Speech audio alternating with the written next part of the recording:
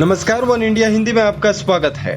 Corona virus के आम लक्षण सर्दी, खांसी और बुखार है, लेकिन एक नई स्टडी की माने तो इन सब के पहले कोविड के कई मरीजों में न्यूरोलॉजिकल लक्षण दिखाई देने लगते हैं। ये स्टडी अमेरिका के नॉर्थ वेस्टर्न मेडिसिन की है।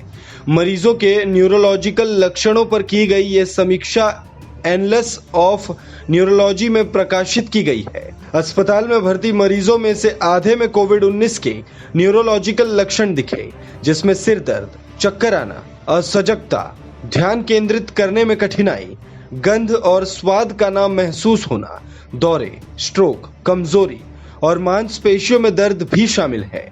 स्टडी के प्रमुख लेखक और न्यूरो संक्रामक रोगों के Northwestern medicine chief doctor Igor Koralnik ने कहा कि आम जनता और चिकित्सकों को इसके बारे में पता होना जरूरी है, क्योंकि कोरोना वायरस इन्फेक्शन बुखार, कफ और सांस की दिक्कत से पहले शरीर में न्यूरोलॉजिकल लक्षणों के साथ मौजूद हो सकता है। कोरोना वायरस मस्तिष्क, रीढ़ की हड्डियों, तंत्रिकाओं और मांसपेशियों सहित पूरे नर्वस सिस्टम को प्रभावित कर सकता है।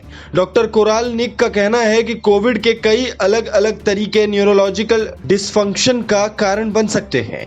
ये बीमारी खासतौर से फेफड़ों, किडनी और दिल पर ज्यादा असर डालती है, लेकिन ऑक्सीजन के अभाव में इसका असर ब्रेन पर भी पड़ सकता है। इसके अलावा ये इम्यून सिस्टम में सूजन पैदा कर सकता है, जिसकी वजह से मस्तिष्क और तंत्रिकाएं खराब हो सकती हैं।